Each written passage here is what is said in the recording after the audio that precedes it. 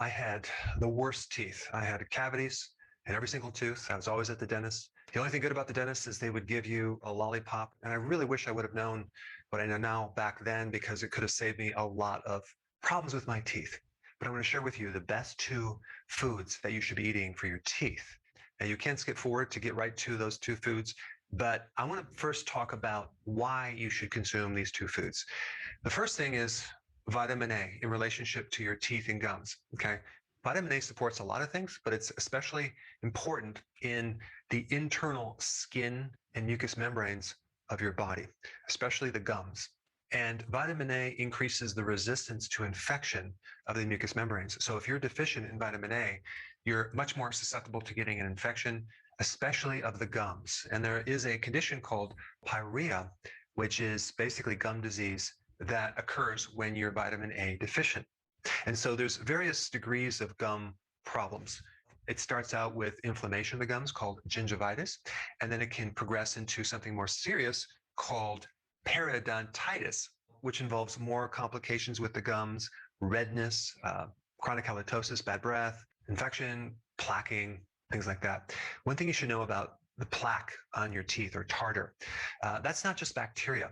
That is also candida, a type of fungus that can grow. So in your mouth, you have friendly bacteria and you have friendly yeast or fungus that keep everything in check. It's only when things get out of balance that you start developing an overgrowth of yeast and fungus and bacteria, and that can develop tartar and plaque. And the byproduct of those guys is acids that then create cavities. Now, of course, the thing that starts the whole thing is the fuel that you're feeding these pathogens, and that would be sugar. So people that have high sugar in the diet or carbohydrates have a lot more of the unfriendly bacteria in their mouth that create the cavities. And so this data between sugar and cavities was suppressed in the early 70s. There's some really interesting data I will share down below. So instead, they shifted their attention on saturated fats and away from sugar. But out of all the foods you should avoid for your teeth and gums, sugar is at the top of the list. So vitamin A is really, really important with your gums.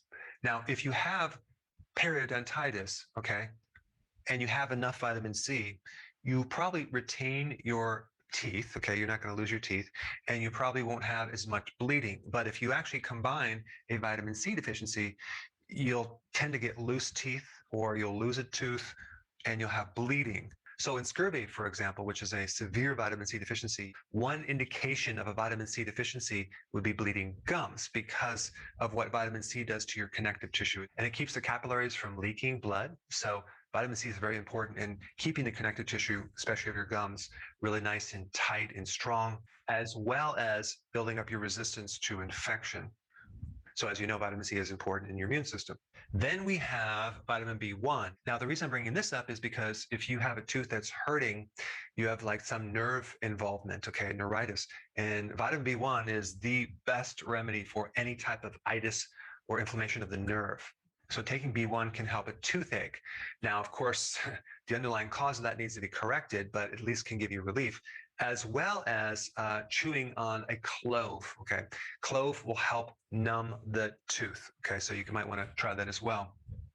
Now, then we have this thing called vitamin F. Now, what is vitamin F? Well, it's a combination of the omega fatty acids. And vitamin F works with calcium. It helps to unload calcium as one of its functions. So if you look at vitamin D and vitamin K2 and vitamin F, they all work in this one specific function of helping you absorb calcium, transport calcium, and then dumping calcium in the right places. So vitamin D is vital for absorbing calcium from your intestine to your blood. And then vitamin K2 is important in transporting calcium to the right areas of the body, to the bone, to the teeth, okay, and not in the wrong places. And then vitamin F has a function of helping unload this calcium and pushing it into the tissues. So given that information, what foods would have most of these vitamins? Well, butter and cod liver oil, okay? Now, when we're talking about butter, we're talking about grass-fed, okay, and organic, or you can do the ghee. This is loaded with vitamin D, F, vitamin K2 especially, and vitamin A, Okay. And so all these are fat soluble nutrients or vitamins. So butter is really good for the teeth and gums. As a child, of course, with a lot of teeth problems, I craved butter so much. I would literally sit down and consume a stick of butter without even questioning it. I just love butter. And reflecting back is because I needed these nutrients. Okay. Unfortunately, I was consuming a massive amount of sugar and refined carbs at the same time. And one point about vitamin C and sugar is that the chemistry of sugar and vitamin C is very similar. So if you're consuming all the sugar, you're not going to be able to absorb vitamin C at the same time. Okay, so that was my problem. And the second food is cod liver oil. Now, why is cod liver oil so good for the teeth and gums? And why is it so unique and different from regular fish oils? Okay.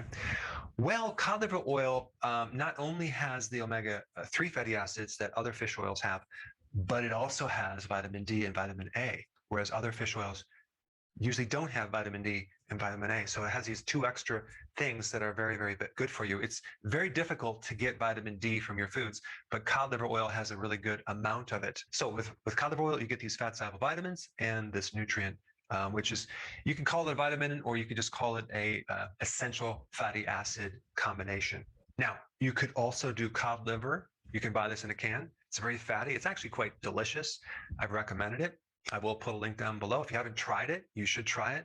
But it's a really good food. So it's actually, it comes in all the oil as well. But if you consume the whole thing, it's a bit too rich. So if you're going to consume it, you have like maybe half of it and then half the second day. But eat it up within 2 days, because if you leave it too long, it does get a little fishy. Okay. Eggs also have a lot of these fat soluble nutrients.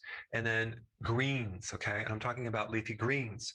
That's the vitamin C, but you also have my favorite, which is sauerkraut or even kimchi. That's a great source of vitamin C, as well as probiotics and vitamin K2. So sauerkraut is really, really good for your teeth and gums. And then as far as the B vitamins go, nutritional yeast is a good source, but you have to realize that your gut also makes a lot of your B vitamins. So if you don't have the gut flora or you've had antibiotics, chances are that could be the reason why you're deficient in Bs. So just realize that these microbes can give you these B vitamins as well. Now, probably the next best video for you to watch would be the one on cod liver oil. I've done quite a few, but this one is